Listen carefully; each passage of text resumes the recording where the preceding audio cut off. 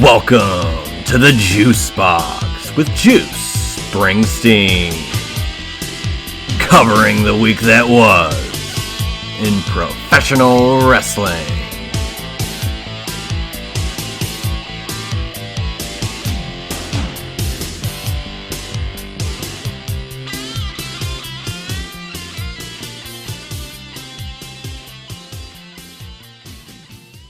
Welcome, everybody, to the Juice Box with me, Juice Springsteen.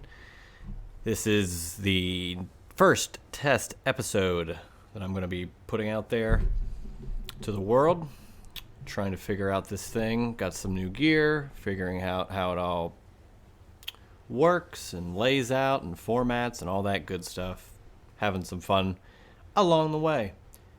So, first and foremost, just like to tell everybody to follow my Twitter page at JuicySteen, as well as subscribing to this podcast and rating it 5 stars on Apple Podcasts if you so choose to listen to this podcast. That would be greatly appreciated.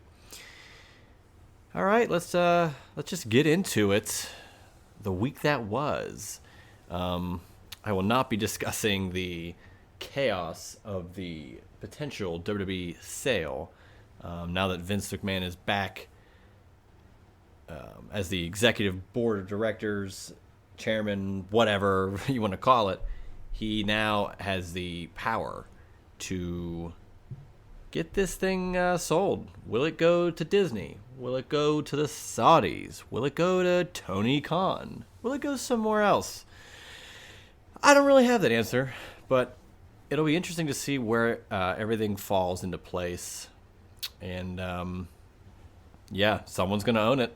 And I'll just say it right now.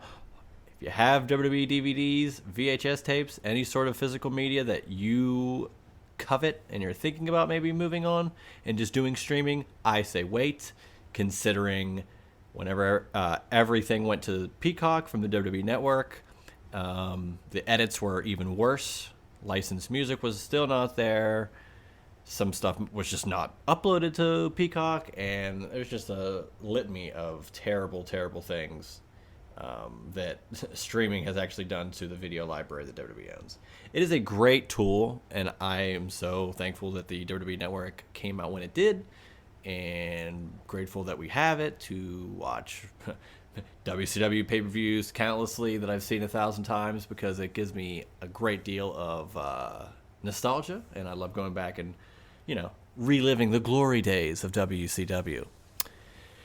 But over the years, I love having the pay-per-views, the premium live events every month or so included with the network. But I do feel that if this sale happens and goes through, and someone that's not necessarily a wrestling connoisseur or someone that just doesn't have the knowledge of what they really own with that video library, I'm very concerned as to what they might do to that library, such as hike it up, like the price, not upload certain things, take things off, stuff like that really, makes me nervous. And I'm just going to hold on to my physical stuff just no matter what happens, because if at some point it's just not available or easily accessible or as easily accessible as it has been, I really think that you should keep, what you initially bought. I don't want to just assume that streaming is just going to be there forever. And now with the sale potentially up in the air, I think that solidifies my point even more. I said I was not going to talk about the sale, but here we are, because I like talking about the video library aspect. I think that's a fascinating piece of this whole story that maybe not, the masses are not talking about it, but I get into it. I like it. Monday Night Raw this past week. Let's get into that. Another interesting show. This was up against the 65-7 bludgeoning national championship game, Georgia and TCU. So, the ratings The fall is always tough for WWE because of Monday Night Raw. Monday Night Football goes against it. They're gonna go against a playoff game in a couple of days. That's gonna be crazy. Raw is just gonna take another punch to the chin here, ratings wise, with that upcoming. However, I do think there's some considerable momentum with no pay per view in December and going straight from Survivor Series to Royal Rumble. I think they're doing a solid job of getting things back up and running to a level that I can appreciate. If we look at this, let's see. I saw Baron Corbin. When he came out at the beginning of the show,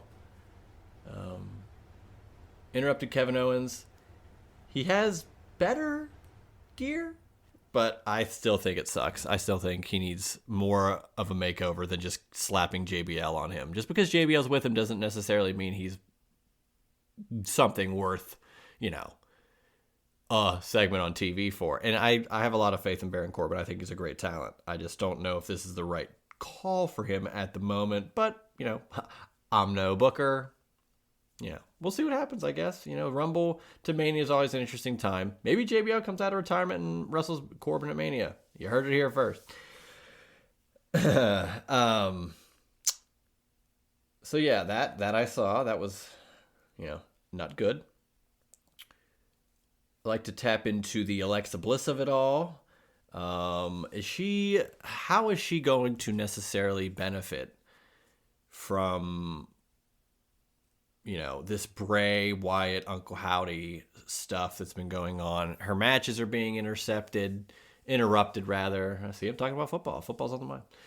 Interrupted from time to time, and now it's almost every week something's happening with her getting interrupted. And I mean, is she going to do anything else other than sell dolls on WWE Shop?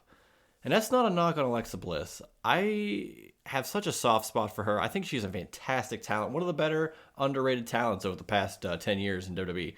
She's not one of the 4 horsewomen, yet first Money in the Bank winner, and I think first multiple time, or Raw and SmackDown Women's Champion. I think she did both.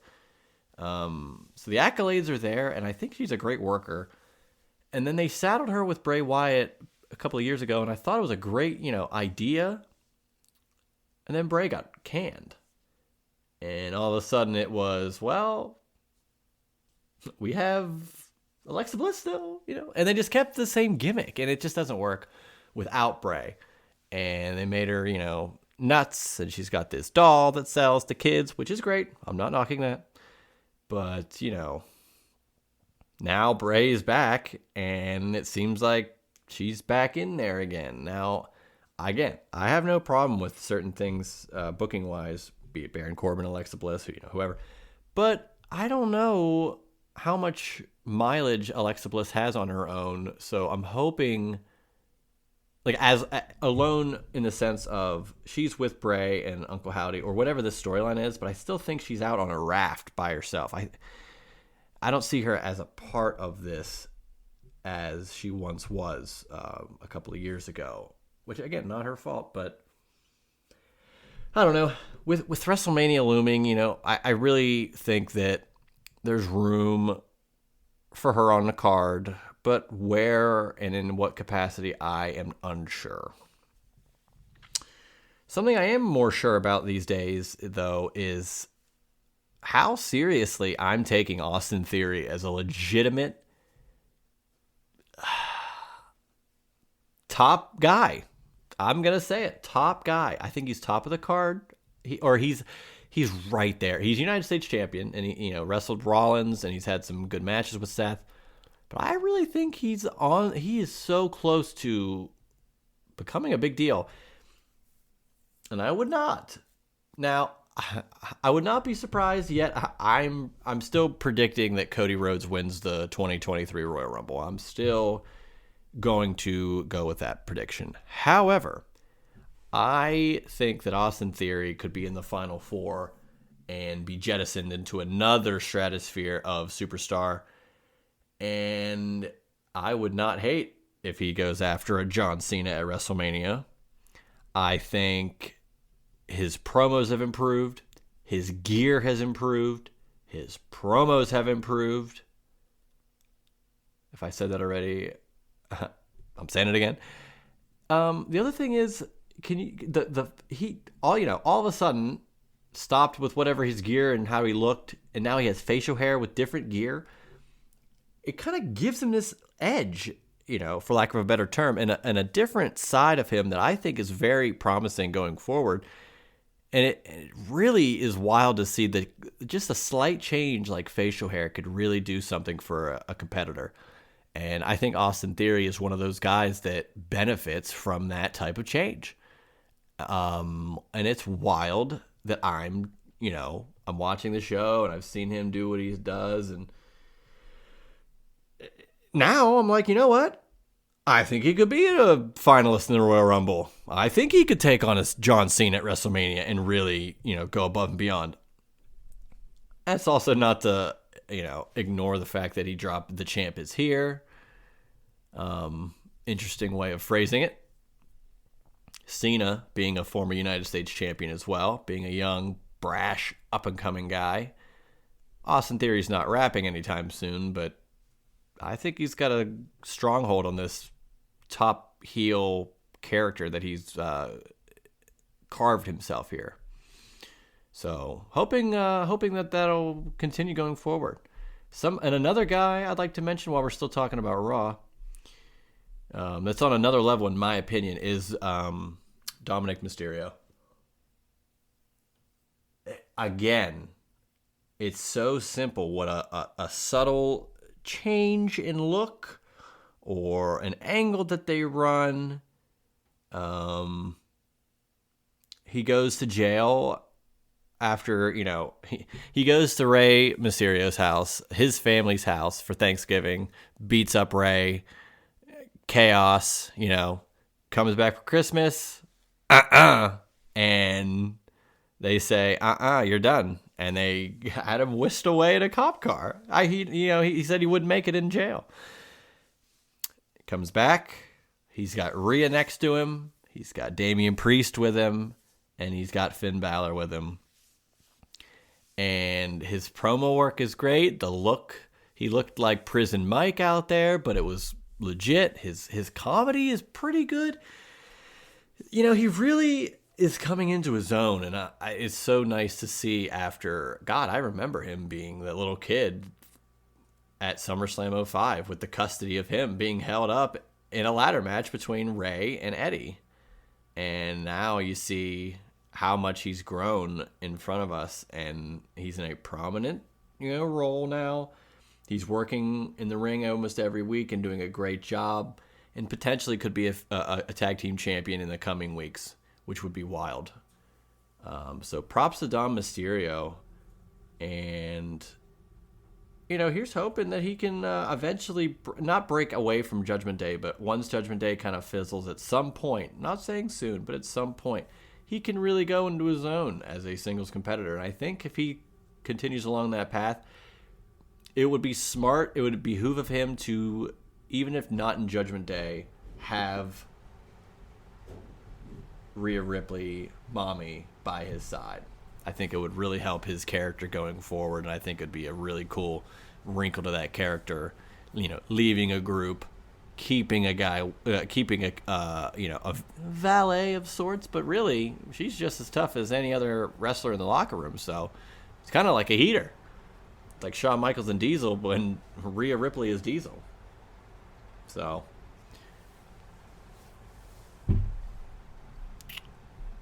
Something I would like to transition to here, where most fans or, people that do shows like this, well, no one's doing a show like this, I tell you that, would refer to people that are not necessarily in the main event scene, and almost to an extent, a derogatory sense, mid-card guys, or characters where their storylines have become stagnant, their progress has become halted, stuff like that. I'm going to try to coin a new term here, and I'm going to start referring to wrestlers in this scenario of not necessarily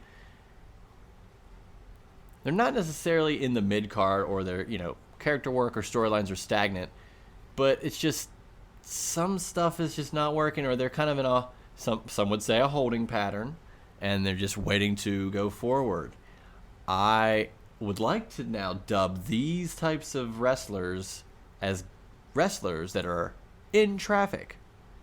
And you're maybe not a standstill. You might be going a couple miles an hour. You might be bumper to bumper. You might be pulled off on the side of the road hoping for a tow truck to pick you up. And guys I'd like to put in that regard, specifically from Monday night's proceedings, Bronson Reed. A lot of hype for a guy that was in NXT for a good chunk of time. One of the Triple H passion projects, if you will, and never really got a fair shake as he got released. I don't even know if he was on Raw or SmackDown before he got released, and now with the new Triple H regime, although now it seems like that regime could only be for a few months before Vince McMahon steps in and demolishes that. Bronson Reed now back, and it just seems like he's got nothing. He's doing stuff with The Miz, but I don't know if it's going to lead anywhere. And when you have the Royal Rumble coming up, it seems more often than not that more storylines and feuds come after the Royal Rumble or because of the Royal Rumble instead of leading up to the Royal Rumble. So in that regard, I just don't know if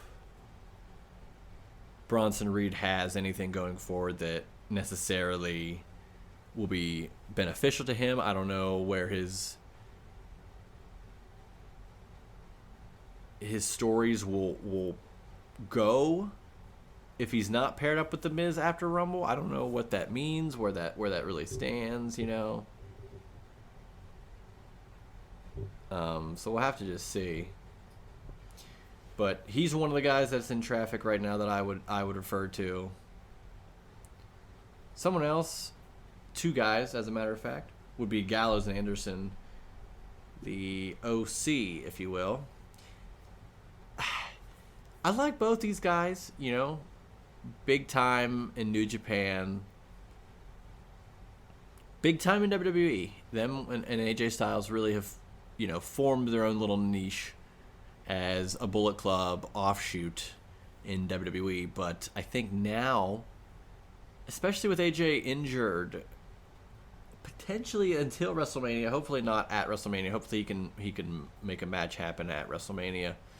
But I think until that happens, I don't know if Gallows and Anderson really have a strong spot on the card necessarily. Now, a suggestion that I am posing, because we just now have seen Jinder Mahal go down to NXT, and I say down purely in the sense of going down to Florida, not down in a rank of mid card or a demotion, as some people would like to say, from Raw or SmackDown to NXT. But with the New Day also doing something like that and becoming the tag team champions in NXT, and with another guy that I will mention that's in traffic, Dolph Ziggler, who went down to NXT, became NXT champion, along with Mandy Rose. Mandy Rose as well. Mandy Rose, who, she's not in WWE right now. As a matter of fact, it doesn't seem like she's going to be anywhere for the time being other than making a lot of money.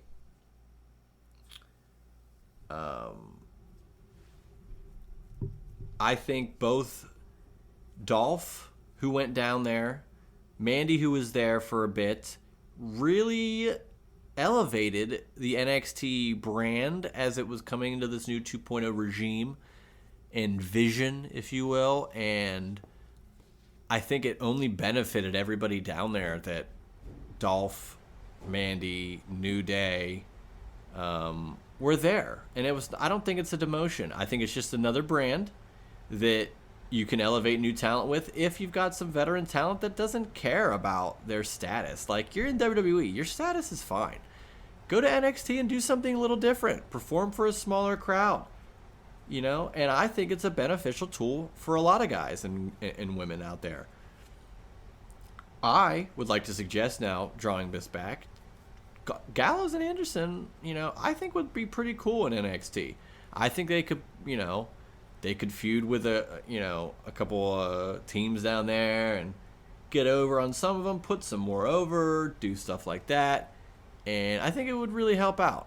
I don't know if that's necessarily what they want to do, considering Carl Anderson is such a high-level competitor in New Japan.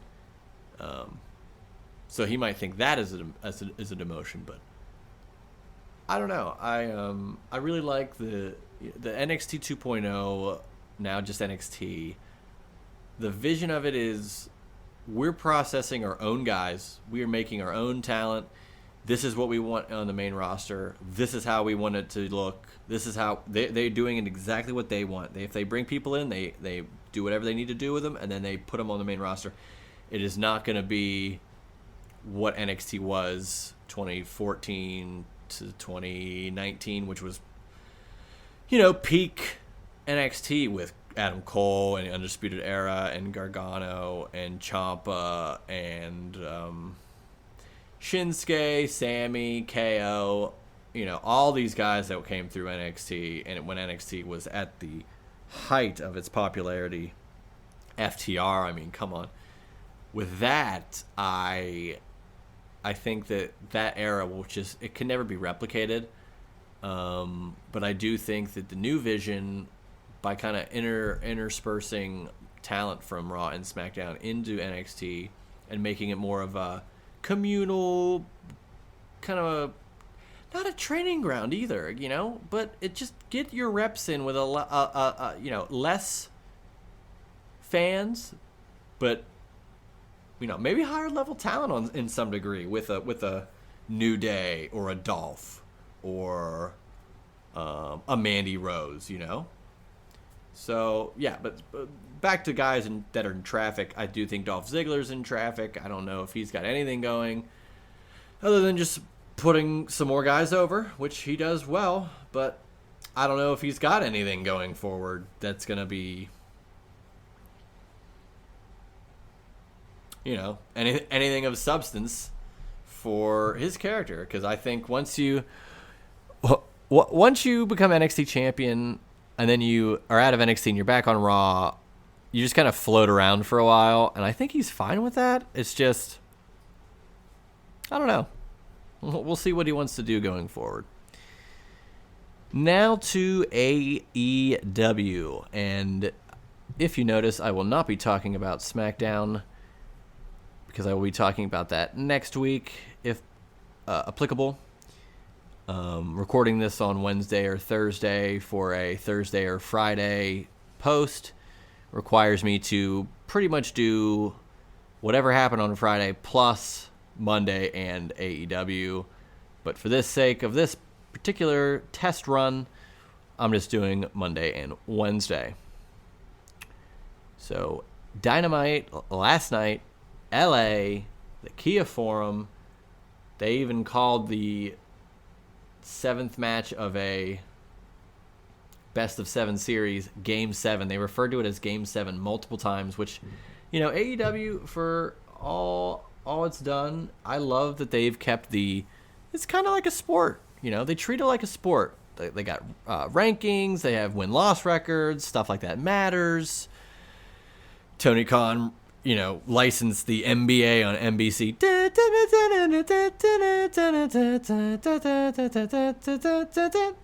And they got the rights to that, so they wanted to do a best of 7. Of course, it's going to go 7 after the Elite were down 3-1.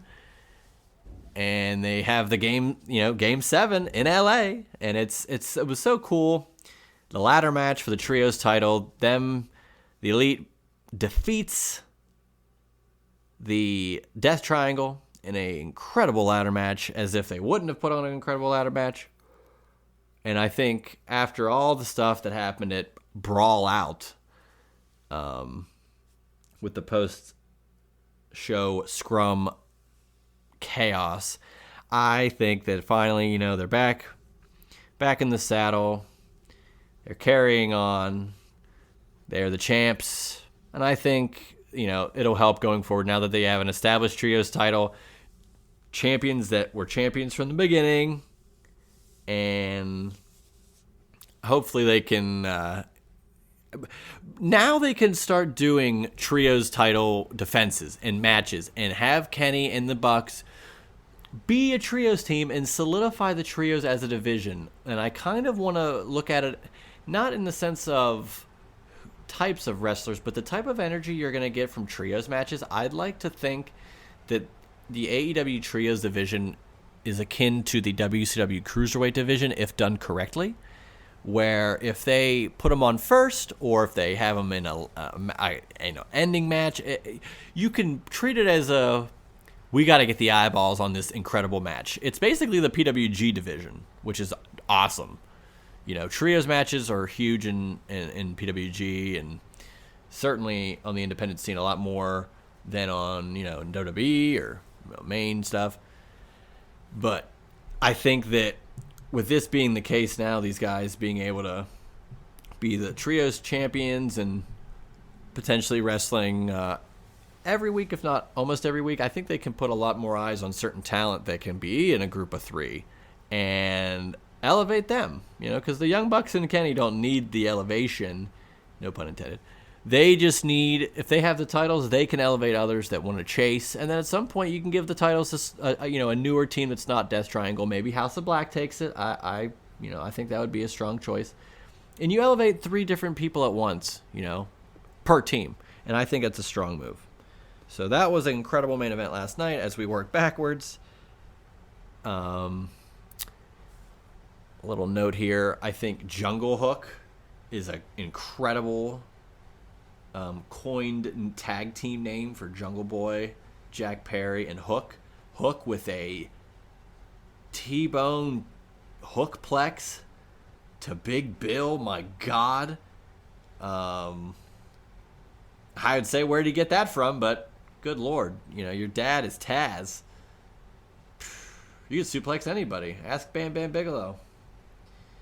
So I got a lot of promise with them. I'm still waiting on that Jack Perry heel turn at some point. I don't know who it's against, and I'm waiting for Hook to kind of be on his own thing. But as a tag team, I really like them, especially with Luchasaurus being that heel solo competitor. Adam Cole, baby, returned to an incredible reaction at the forum. Kind of hinted at, well, I got some bad news. But the bad news was for the AEW locker room having to deal with Adam Cole. Very happy to see he's healthy and he will be able to return to the ring at some point. And the question begs, not if, but when. When will Adam Cole get into the title picture? And I think I might have the answer. Hear me out. At the end of All Out 2021, I do believe, is when we saw Bryan Danielson, Adam Cole, back-to-back debuts. And since then, they really haven't been linked outside of that, one pop and then an incredible another pop. I could not believe that they debuted both of them at the same time. It was such a crazy circumstance. Fast forward now, as we'll kind of segue into the MJF Bryan Danielson dynamic, with Bryan having to fight different competitors each week, and if he successfully does that, he will get his 60-minute Iron Man match with MJF for the AEW Championship, which I think we could touch on this in another time, but if they get 60 minutes to do an Iron Man match, there's just so many ways they could play it. This will be AEW's first Iron Man match. And for it to be a 60, it's just so wild. The first 60-minute Iron Man match for AEW, they could do so many creative finishes. You could make it a 1-0 tight, match. I am more of a believer of a 5-4, 6-5, a crazy amount of finishes. I love just, man, MJF could get DQ'd for a finish just to get up maybe 2 finishes ahead. If he beats down on Bryan with a chair, gets himself disqualified, and then pins him twice, to take a 2-1 lead. Like, there's ways that you could really, really tap into the, just heelish ways that MJF has and the technical prowess that Bryan has, and come up with some really creative ways to get those multiple finishes, multiple falls in a 60-minute Iron Man match. Now back to where we were talking about how he would get there is if Bryan Danielson defeats wrestlers of MJF's choosing leading up to that match. I believe February 8th. If that happens, and I do think it will happen, I do believe Bryan Danielson will wrestle MJF at Revolution in a 60-minute Iron Man match for the title. However, I think it will be too much for Bryan to handle. I think MJF needs to be champion longer than this. Longer than one pay-per-view. And I'm going to assume that MJF wins and retains his title. That begs the question. Not looking at you, Goldberg. Who's next? And to me, even if it wouldn't be a successful title switch, even if just for a chase, and it doesn't have to even be for Double or Nothing, which would be their next pay-per-view in May, I think along those lines up until then, or maybe you do it a Double or Nothing, I would love to see MJF and Adam Cole one-on-one for the AEW title. And that is where I could see either man coming out the victor, purely because I think MJF as a chase, if Cole won the title, would be just as fascinating as MJF being champion. Now, personally, I think it still would be too short of a run as champion. I think MJF should take this title, quite honestly, until 2024, so that MJF 2024, which is the big debate of where MJF will go when his contract with AEW comes up, I think he should be AEW champion when that time arrives. Doesn't mean he has to hold on to it the entirety of the year. He could lose it and win it back and have it at the time of his contract finishing up. But if that is the case, either way, for him to be champion at that point, if you're going to switch it at some point, give it to Adam Cole. I think that's the move. I think Adam Cole is a main event player. I don't think he's been in the main event yet since being in AEW. I think he's had some great matches. Don't get me wrong. I love Adam Cole. Watched him eat wings at Wing Shack. Great guy. But he has not been given, I don't think, the level of opportunities he was given in NXT or in WWE in general. I think that now as a main player in AEW, he finally gets that opportunity to really showcase himself as a main event player. And I don't think there's a question that him and MJF would have an incredible match.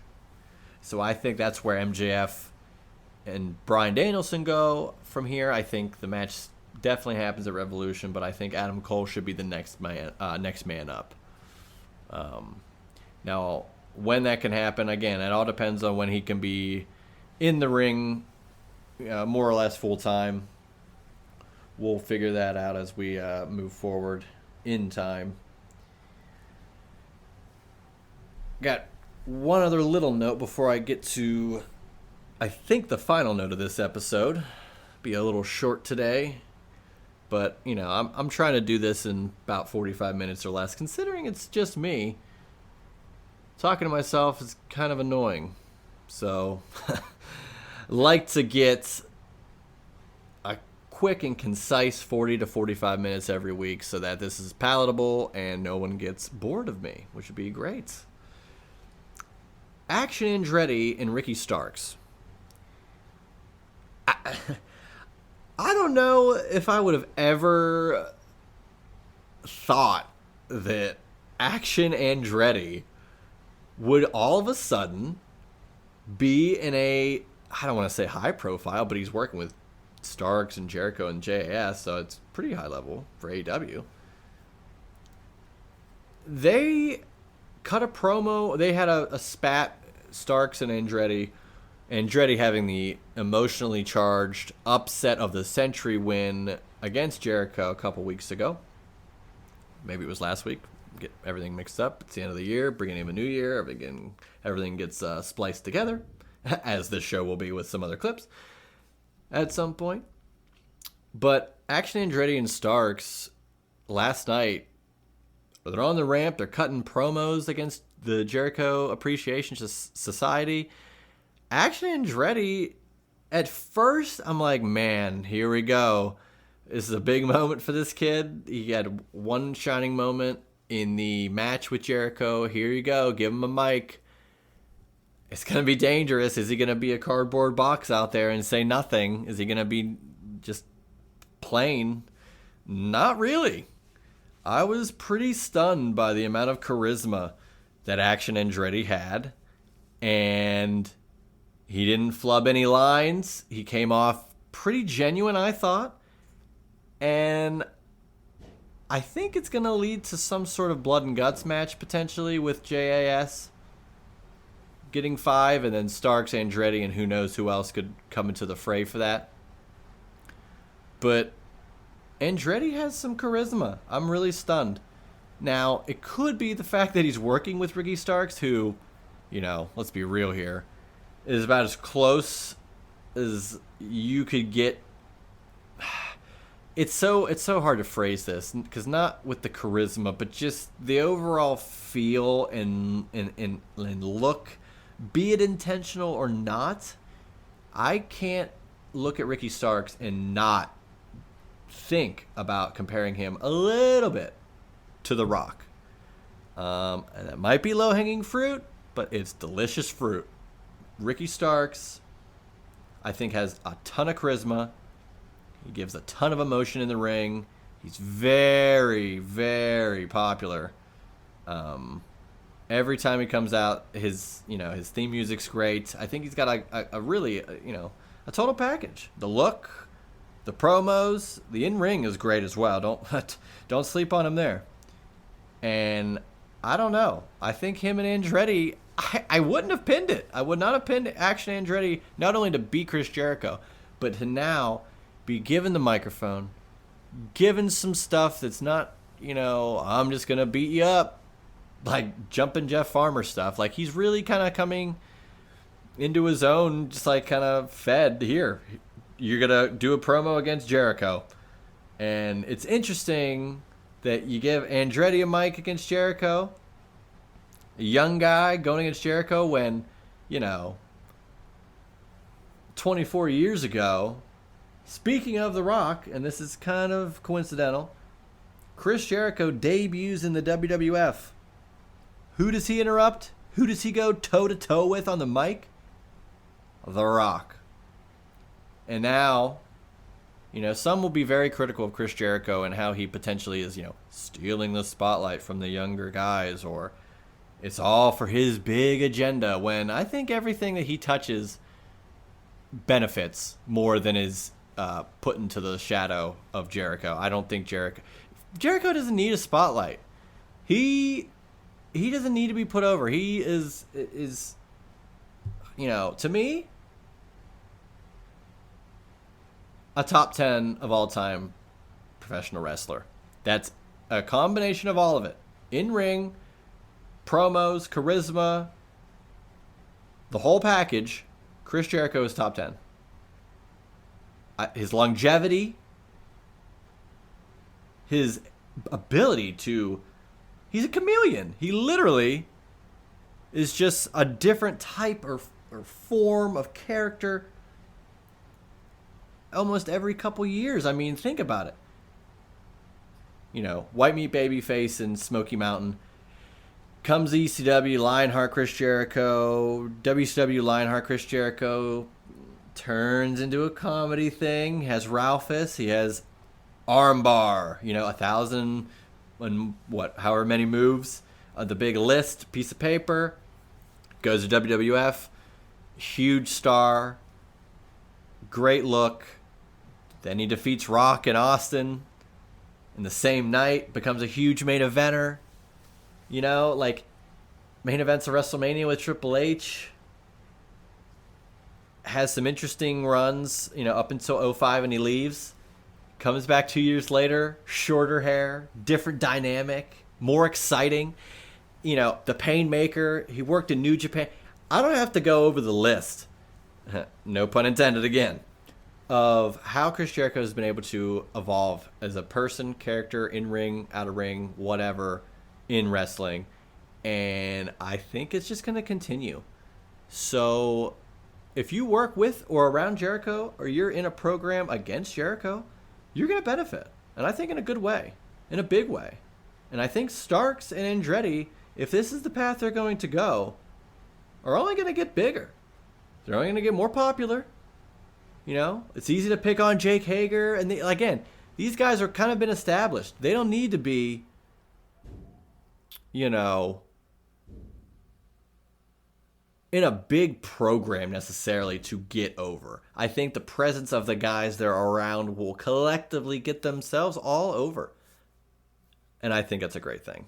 Especially when you're a younger guy, like an Action Andretti. You're getting your chance, and you're with a legend. You know, Chris Jericho's a legend. So, I think it's a good thing. 2 more quick tidbits before we head out of this one. The Ric Flair documentary on Peacock, got to watch it a couple of nights ago. And I've seen the 30 for 30. I've heard countless podcasts with countless stories from Jim Ross, Tony Schiavone, Bruce Pritchard, Jeff Jarrett. You know, you've heard the stories. I've heard, you know, Conrad. Everything's been documented. I watched his last match. I watched his last match in 2008. I think, you know, and as me, I always think, and I say it tongue in cheek, but, you know, I've seen it all. I know it all. I know everything about Ric Flair. I've seen it all.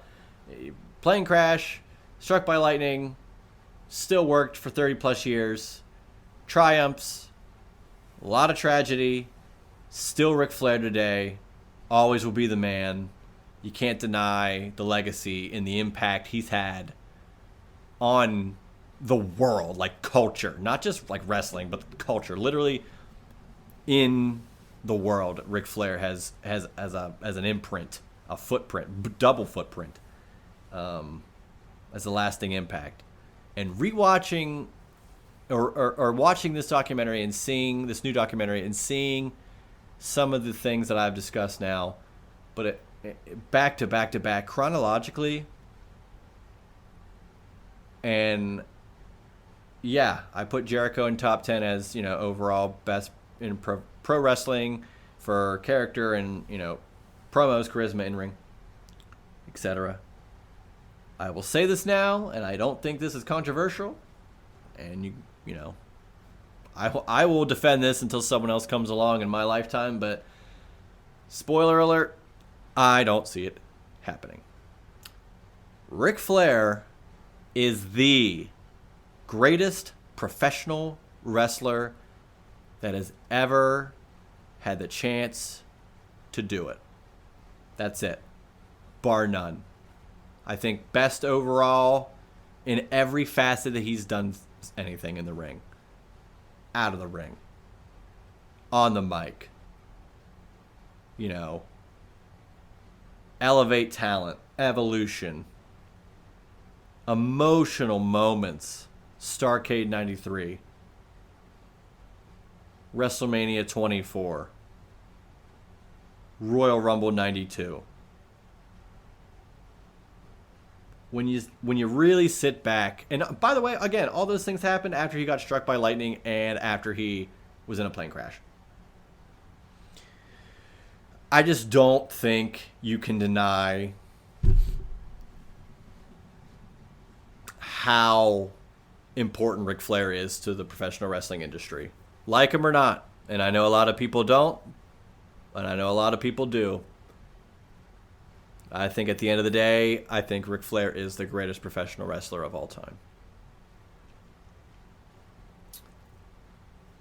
And one final note, because AEW last night, everybody was thinking, man, Saraya's got one partner that I think she could call upon that would really be a surprise.